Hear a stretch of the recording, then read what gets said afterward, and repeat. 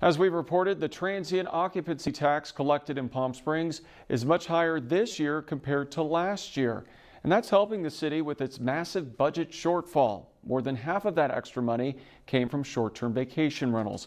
But what about hotels in Palm Springs? Are they also seeing greater demand? I spoke with the chairman of PS Resorts, Aftab Dada. Aftab, it's good to see you again. Thanks so much for joining us. Thank you, Peter, for having me again. Well, according to the city of Palm Springs, the transient occupancy tax collected in September, August, and July were higher this year compared to the exact same months last year. As somebody who works in the hotel industry in Palm Springs, what do you make of this?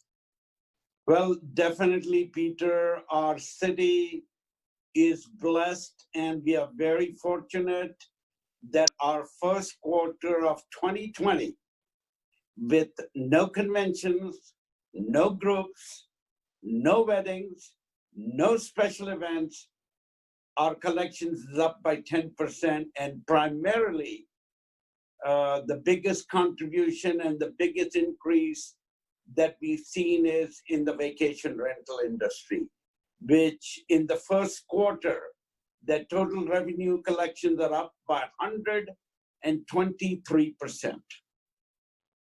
Why do you think that is? Well, you know what? There are several reasons behind it. And this is being a trend that I've noticed and read it. It's all over the country, especially in resort destinations.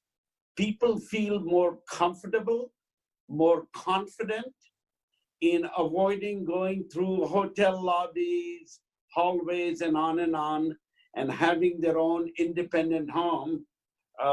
They feel it that they are confined with their own families and feel more comfortable.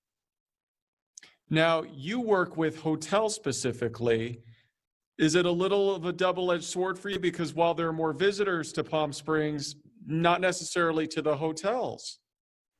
Well, I understand, but keep in mind that I always believed it and I always supported the vacation rental industry as a complementary industry to the hotel industry. And the reason being that currently in the Coachella Valley, we have about 15,000 rooms on every given day.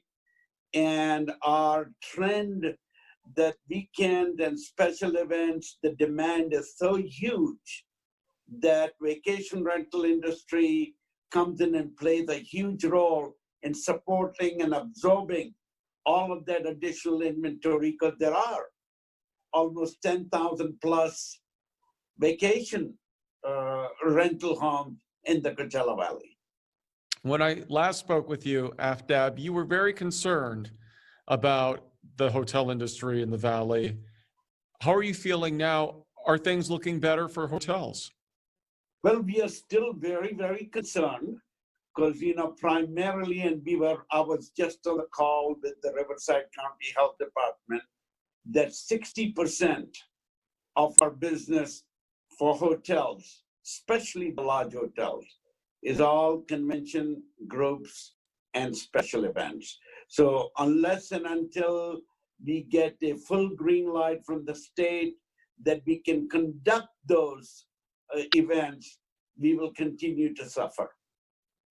So this is a little bit of a mixed emotion for you, seeing that there's more visitors coming to the Valley, just not necessarily at hotels. That's true. Anything else, Aftab, you wanted to say about what we're seeing right now with tourism and people coming and the transient occupancy tax going up? Yeah, and keep one thing in mind, that hotel is only one segment of the hospitality industry. The other segments are the restaurant, the retail, the attractions, the airport, and on. So as long as somehow all the other industries are benefiting, I'm all for it. So even though it's not specifically helping you, you're still supportive of what you're seeing and glad to see it. Absolutely. We are a very cohesive industry and I believe in supporting everyone. Okay, thank you so much, Aftab. It's so good to see you again. Take care, Peter. Bye.